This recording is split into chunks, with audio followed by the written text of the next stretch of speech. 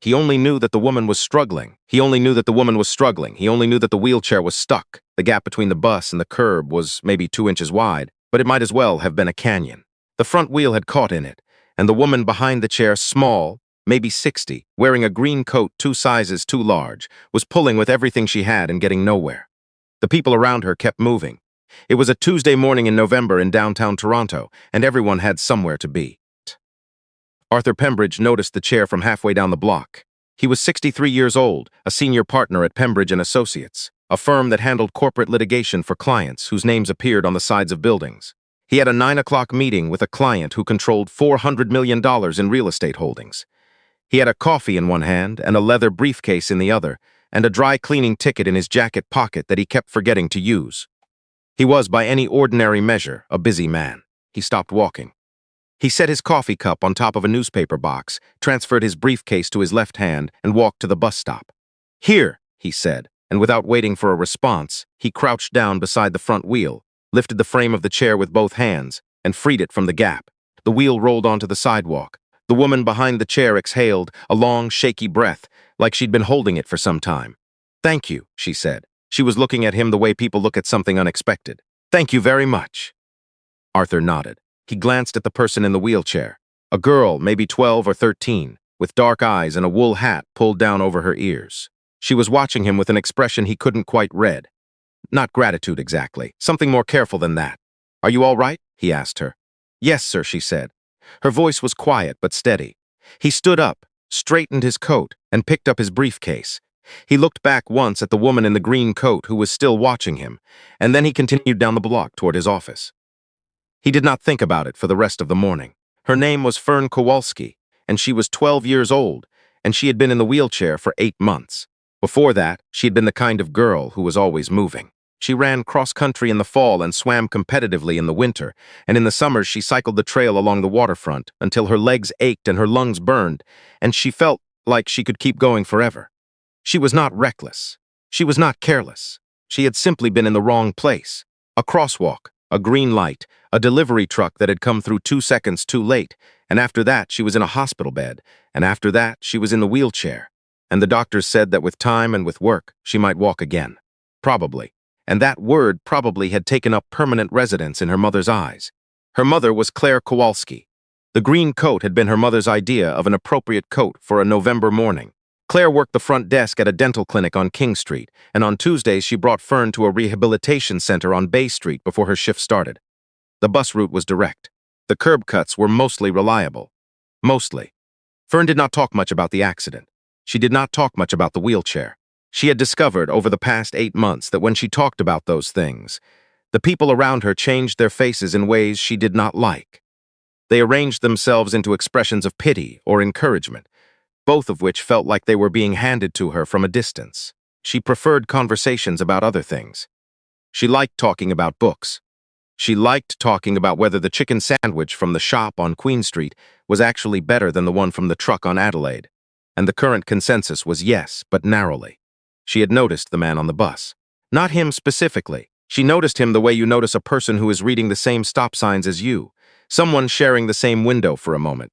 He was tall, gray at the temples, wearing the kind of coat that suggested he had not bought it on sale. He was holding his coffee the way busy people hold their coffee, like a tool, not a pleasure. She had not expected him to stop. She'd expected what usually happened, which was that people slowed down slightly, assessed the situation, determined that someone else would probably handle it, and continued walking. This was not cruelty. It was the ordinary mathematics of a busy city on a cold morning. She had come to understand this without bitterness, which was its own kind of achievement. But the man had stopped. He had set down his coffee. She noticed that specifically, the small deliberateness of setting down the cup, and he had crouched beside the wheel with his briefcase still in his other hand, and he had simply fixed it.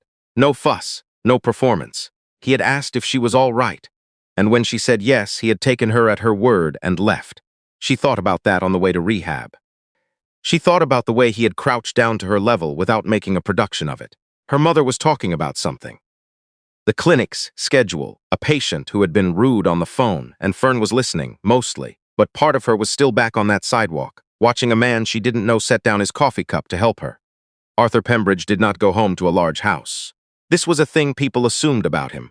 based on the firm, based on the address on his business cards, based on the suits he wore and the way he carried himself in a room. The assumption was understandable, and he did not correct it, because it was not the kind of assumption that came up in conversation. People did not generally ask senior partners in corporate litigation firms where they went at the end of the day. He went to an apartment on the 14th floor of a building on St. Clair Avenue West. It was a good apartment, 2 bedrooms, a balcony that faced east, a kitchen with more counter space than he ever used. He had moved there 4 years ago after the divorce. His daughter, Simone, had helped him choose it. She had walked through 3 different units with him, pointing out practical things. Closet space, natural light, whether the building had decent soundproofing. And at the 3rd apartment, she had said, "Dad, this one." And he had believed her, and she had been right. Simone was 31 now and lived in Vancouver. She called on Sundays, and they talked for a long time, longer than either of them probably expected to when they first picked up the phone. And these calls were one of the consistent pleasures of his week. She was a landscape architect. She had his eyes and her mother's sense of direction, which was better than his by a significant margin. He thought about her sometimes when he saw young women navigating the city alone, the particular kind of competence that women developed in public spaces, the awareness they carried with them like a second bag. He had not always understood how much that cost a person until Simone had explained it to him plainly one Sunday in a conversation he still thought about. He was not by nature an introspective man. He was good at his work, and he was honest in his dealings, and he paid attention to detail. These were the things he knew about himself with certainty. The other things, the softer things, the things his ex-wife, Patricia, had tried to tell him about over many years of patient conversation, those he was still working out. He was 63 years old and still working them out, which he found simultaneously embarrassing, and in some way he couldn't articulate, hopeful. He thought about the girl in the wheelchair on the bus home that evening. Not obsessively. Just the way you think about a thing that has a small hook in it. You pass by it several times in the course of an ordinary day, and each time it catches briefly and then releases. What had stayed with him was not the stuck wheel or the mother's struggle. What had stayed with him was the girl's voice. Yes, sir. Quiet and level. No tremor in it. The kind of voice that has learned to manage other people's reactions. He had a deposition at 10 and a client lunch at noon and 47 unread emails by the time he got home. And still, somewhere in the back of all of that, yes, sir, in a wool hat and a chair on a November sidewalk. The second time he saw her, it was a Thursday. Same bus stop, same time. Her mother was not with her. Instead, she was with a transit worker, a broad man in a yellow vest, who was holding the chair steady while she navigated the gap herself, pushing forward with deliberate, practiced movements, the same way Arthur had seen construction workers manage stubborn equipment. Not forcing it, just finding the right angle. The wheel cleared the gap, and she continued down the sidewalk without looking back, her chin level, her pass unhurried. Arthur watched her go. He was not sure she had seen him. He was wrong. She had. "You were at the bus stop on Tuesday," she said. She had stopped a few feet ahead of him and turned the chair slightly. Her voice was the same as before, steady, matter of fact. "I was," he said. "With the wheel." "Yes." She considered him for a moment. "You left your coffee on the newspaper box," she said. "You didn't go back for it." He blinked. He had, in fact, forgotten the coffee entirely. "I was late for a meeting. Was it a good meeting?" He thought about it honestly. "No," he said, "not particularly." She almost smiled. It wasn't quite a smile, but it was in the same neighborhood. "I'm Fern," she said. "Arthur," he said. "Arthur Pembridge. Are you a lawyer?" He looked down at himself, the coat, the briefcase. "Is it that obvious? You walk like you're late for something even when you're standing still," she said. He laughed.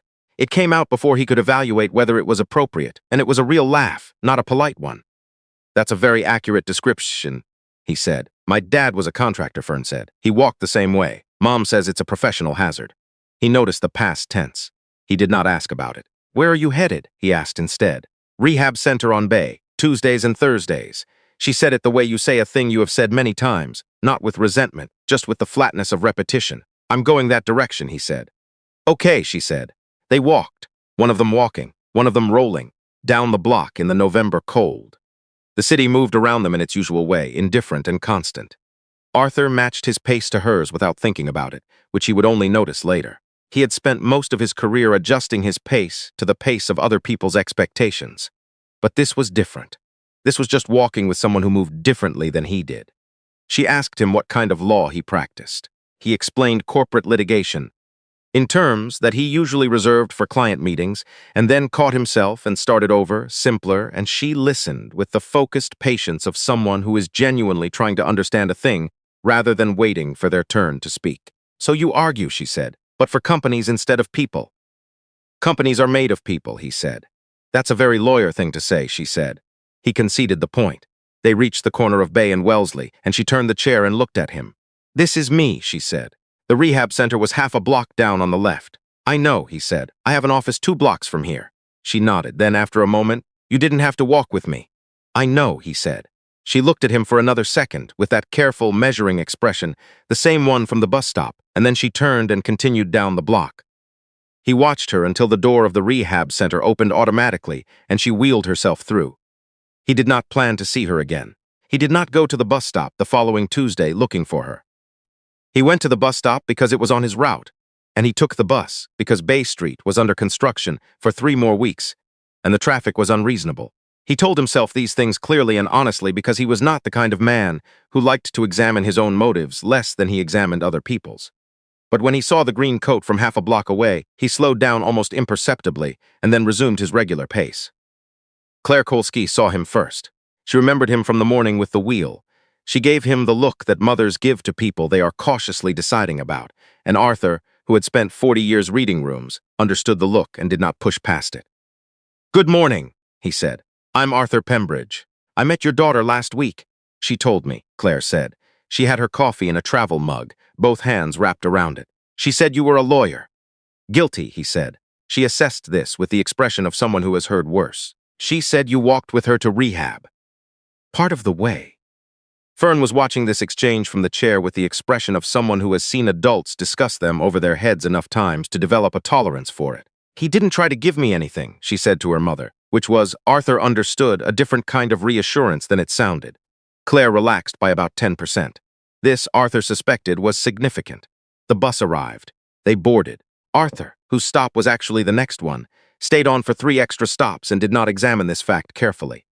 Over the following weeks, he ran into them. Fern on Thursdays when she came alone, both of them on Tuesdays when Claire brought her. He did not manufacture the encounters. The bus route was what it was. But he stopped leaving early on Thursdays, and he stopped leaving late on Tuesdays, which amounted to the same thing from a different direction. Fern talked about books the way other people talked about people.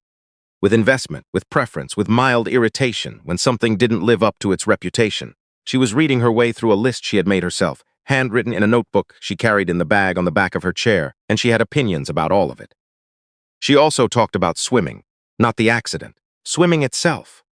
The specific quality of silence underwater, the way a flip turn felt when you got the wall exactly right, the difference between a good training session and a great one. She talked about it in the present tense sometimes, and sometimes in the past tense, and sometimes she switched mid-sentence without seeming to notice. And Arthur did not notice either, or at least did not remark on it. He told her about his daughter. He was surprised to find himself doing this. He was not, ordinarily, the kind of man who talked about his personal life in transit. But Fern asked questions the way good lawyers asked questions, precisely and without apology, and with a clear sense of what she actually wanted to know. "Do you talk to her?" Fern asked. "On Sundays," he said. "Do you tell her things?" He considered this. "I'm working on it," he said. For this without comment. She did not press. She just moved on to the next thing, which was a question about whether he had read anything lately, and he admitted that he mostly read depositions and case law, and she looked at him the way his daughter sometimes looked at him, with a kind of fond exasperation, and recommended a novel that had been sitting at the top of her list. He bought it that evening. He read it over 2 weekends. It was very good. The thing Arthur did not know, the thing Claire had told no one outside the family and a few close friends, was that Fern had stopped going to the pool. Not in the obvious way. Not in the way that the accident had stopped her. She had been cleared to be in the water again, carefully, with supervision, as part of her rehabilitation. The center had a pool. She was allowed to use it. She had gone twice in the first month and had not gone back. The therapist said this was normal. The therapist said that avoidance was a predictable response and that they should not force it, and that Fern would return when she was ready. Claire believed the therapist because she needed to believe the therapist because the alternative was a kind of helplessness that she could not afford to feel on days when she had to be at work by 8. Fern knew about the avoidance. She understood it the way she understood most things about herself.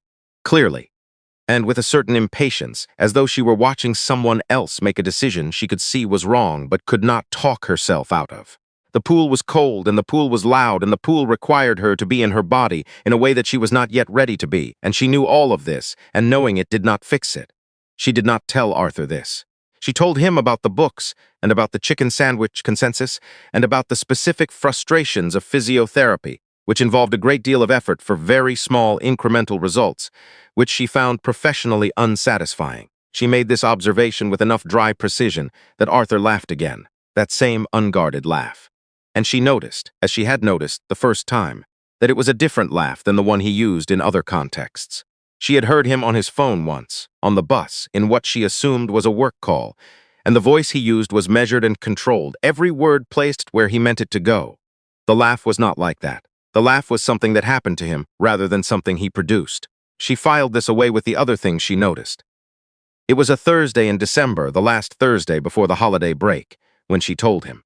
The city had its first real snow the night before, not the apologetic flurry of early November, but a real, committed snowfall that covered the sidewalks and turned the bus stops into small white rooms.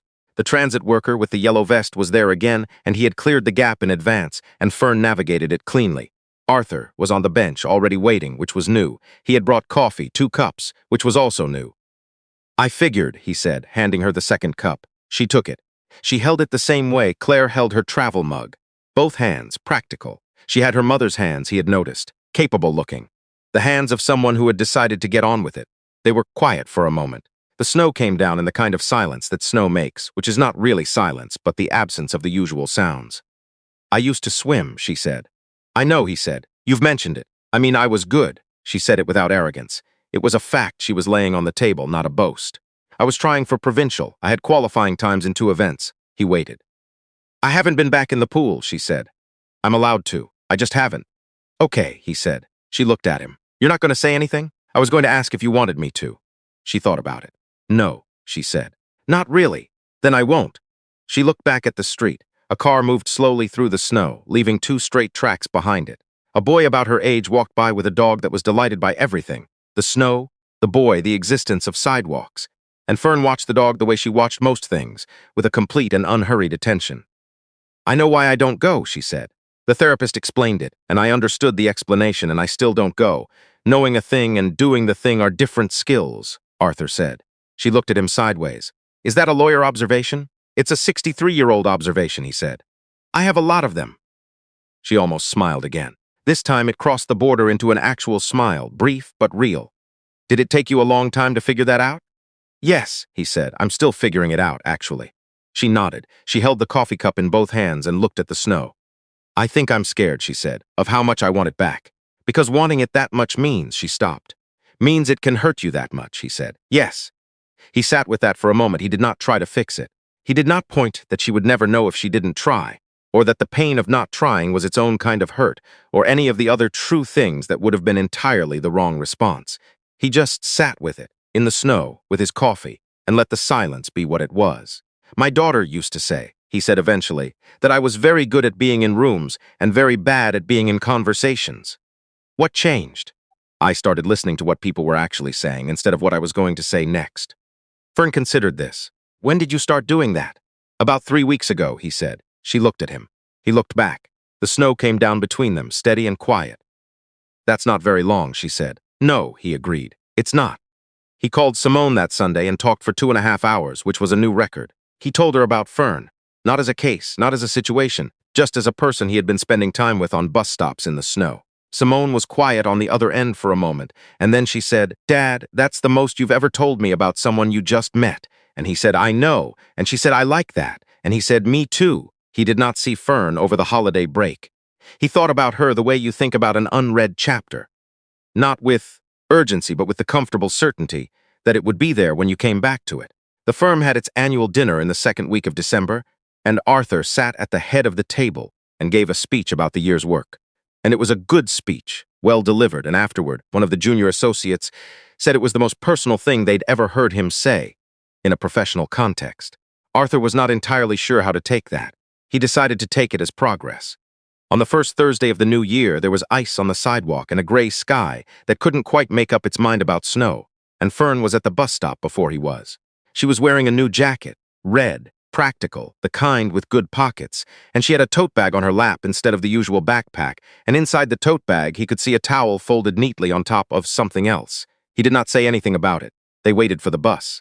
She told him she was almost finished with the novel she'd recommended. He told her he had started a second one by the same author, on his own initiative, without being told to. Progress, she said. Don't make it weird, he said. She laughed. It was a full laugh, unguarded, sudden, the same quality as his. And a woman at the other end of the bus stop glanced over at them and then looked away, and the bus came around the corner and the day continued. He held the door of the bus shelter for her, and she wheeled herself through. And they rode downtown through the gray January morning, and when they reached her stop, he stayed for 3 extra stops, the same as always.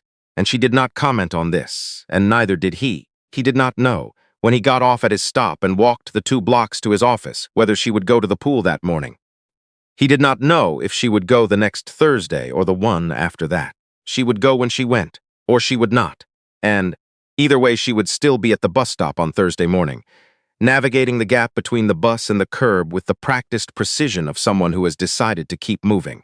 He took the stairs to the 4th floor, which he had started doing in November, and had not stopped. He made his coffee in the kitchen that the firm shared between 3 offices, and he drank it standing by the window that faced north, and through the window he could see a thin line of the lake between 2 buildings. Gray-green and distant, the way the lake looked in January, when it was not yet frozen and not yet willing to admit it. He not yet what Fern had said about knowing a thing and doing the thing being different skills. He thought about the phone call with Simone. He thought about Patricia, and about the years he had spent being very good at being in rooms, and about the particular loneliness of being competent and unreachable at the same time. Then he set down his coffee and opened his email and went to work. On a morning in March, the ice was gone from the sidewalks and the light had changed, that particular shift that happens in the 3rd week of March in Ontario, when the sun moves to a different angle and suddenly everything has edges again. Fern was at the bus stop with her tote bag. Arthur had brought coffee again, 2 cups, and she had stopped acting surprised about this some weeks ago, which felt like its own kind of milestone. "I've been going," she said, without preamble. He looked at her. "To the pool, since February, Tuesdays before rehab." She said it the same way she said most things, matter-of-fact, precise, without requiring him to respond in any particular way. "It's not the same." "No," he said. "It's also not as bad as I thought it would be." She wrapped both hands around her cup. "I did 2 lengths, the first day. And I cried in the change room after, which was embarrassing. But then I did 2 lengths again the next week, and I didn't cry. How many last week?" 8. She said it the way she had said I was good, without boasting, just placing a fact. They're slow, but they're lengths. He did not say anything immediately. He looked at the street, at the light doing what March light did, making the ordinary world look like it had been wiped clean of something. 8 lengths, he said. 8 lengths, she said. The bus came. They boarded. The city moved past the windows, and the light came in at the new angle. And they rode downtown in the way they had been riding downtown for months now. 2 people at different points in different kinds of recovery, sharing a window on a Tuesday morning, saying the things they had learned to say to each other, which were mostly ordinary things that had become, over time, something else. She got off at Bay and Wellesley. He stayed on for 3 extra stops. He didn't need to take those extra stops. He could have gotten off at the same corner as her. He could have walked the 2 extra blocks. But something about the routine had become its own kind of meaning. The staying on, the riding a little further than necessary, the arriving at the office slightly later than he used to. He thought that Simone would understand this, and that he would probably tell her about it on Sunday, and that the telling of it would take longer than he expected, the same way things usually did when they turned out to matter. The bus continued south. The lake appeared between the buildings again, closer now, pale and wide and beginning, in the March light, to look like itself.